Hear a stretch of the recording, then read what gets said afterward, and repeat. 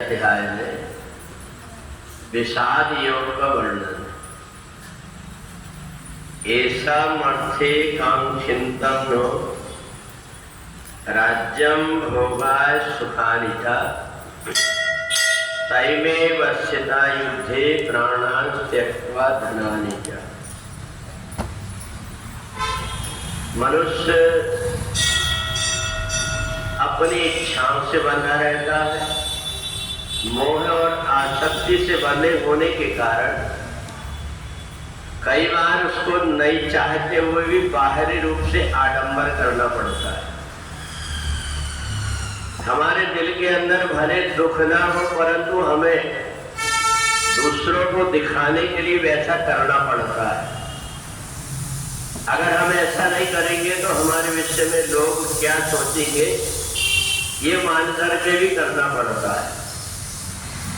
परंतु हमारे अंतर भाव को परमात्मा समझते।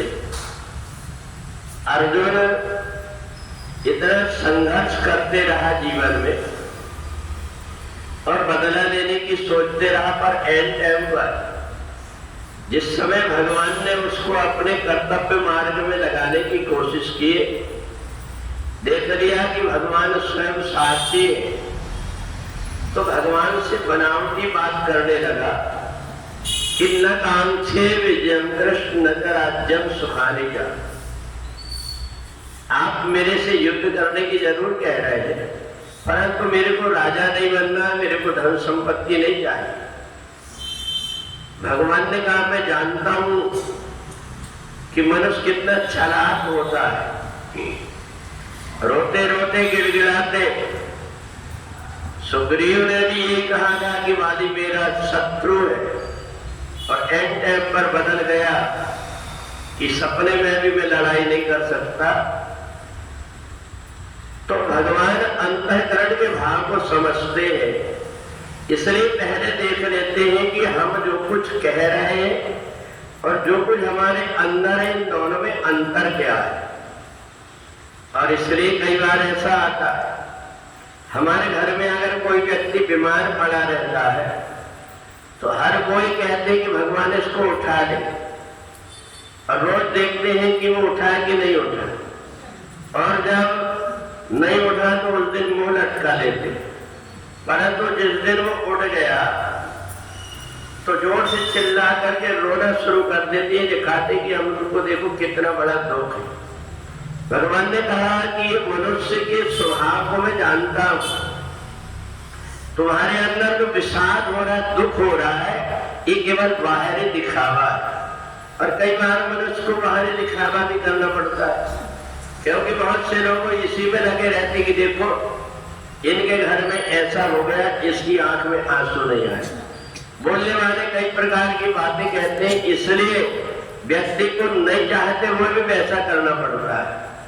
तो भगवान ने अर्जुन से कहा कि अगर तुम्हारे अंदर वास्तविक जैसा तुम परिवार के विषय में सोचते हो, न कांक्षे विजयम कृष्ण, मेरे को राज्य नहीं चाहिए, विजय नहीं चाहिए, तो ये सारी सेना को इकट्ठी करके क्यों लेकर के आए।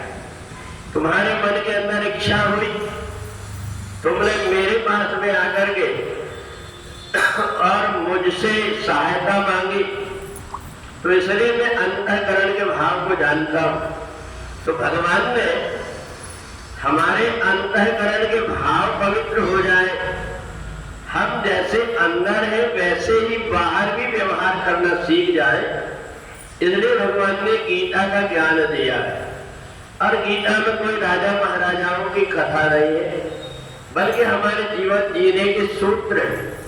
हर कोई कहता है, पति पत्नी के बीच में भी कहते हैं कि मैं तेरे ऊपर मरता हूं, और एक दूसरे को जान से ज्यादा चाहते, परंतु वो दोनों बात कर रहे हो, उस समय कहीं से अगर कोई सांप आ जाए, यहाँ कोई शेर आ जाए, तो दोनों एक दूसरे से पता नहीं छोड़ करके कैसे भाग जाते। तो इसलिए भगवान ने कहा कि जीवन की वास्तविकता एक अलग चीज होती है और दिखावा एक अलग चीज होती है। तो इसलिए अब मोह निशा सब शोभन हारा, देखे स्वप्न अनेक प्रकारा। ये जीवात्मा मोह और माया से बना हुआ है, इसलिए वो जो कुछ भी कर्म करता है केवल अपने स्वार्थ के लिए वह करता है। चाहे जो भी व्यक्ति हो, जितने प्रकार के कार्य करता है, सबसे पहले उसका स्वार्थ होता है, इसके बाद दूसरी तरफ देखता है। तो भगवान ने इसलिए अर्जुन को कहा कि गीता के माध्यम से मैं सूत्र दे रहा हूं कि जो जन्म और मृत्यु के विषय में है, ये भी मैं अपनी समझ ले कि जाता सी ध्रुव मृत्यु ध्रुवम जन्म तस्या। जिसका जन्म हुआ है उसकी मृत्यु निश्चित है। तो इसलिए जितने भी प्रकार के हम कार्य करते हैं, उन कार्यों को यदि हम परमात्मा को अर्पण करके कर्तव्य मान करके करने लगते हैं, तो हमें न उसका पाप लगता है न पुण्य लगता है। तो इसलिए ऐसी आदत बन जाए कि मैं जो कुछ भी कार्य कर रहा हूं, ये कार्य के पीछे मेरा स्वतः का स्वार्थ नहीं, बल्कि मेरा कर्तव्य ऐसा मान करके कर रहा हूं। तो सभी प्रकार के कर्म करते हुए भी जीवात्मा कर्म के बंधन में नहीं बनता। और इसलिए वास्तविक दुख और सुख क्या है, ये व्यक्ति समझ नहीं पाता। वास्तविक सुख और दुख क्या है, ये बताने के लिए भगवान ने गीता में जितने प्रकार के सूत्र दिया है, उन सूत्रों को ही 700 श्लोक में अर्जुन ने जब सुना, तब जाकर के उसके मन के अंदर एक विकार लगा हुआ था, जो सबको लगा रहता है मोह रूपी, वो मोह रूपी विकार दूर हो गया और उसके मुख से अपने आप निकल गया, नष्टो मोहा स्मृति लब्ध्वा तत्प्रसादान मयाजित। अगर ये मोह दूर हो जाए तो व्यक्ति जो कुछ भी कार्य करता है उसमें उसका स्वार्थ न होकर के और कर्तव्य और परमात्मा की भावना से कर्म करता है। पूरे वृंदावन बिहारी लाल की जय।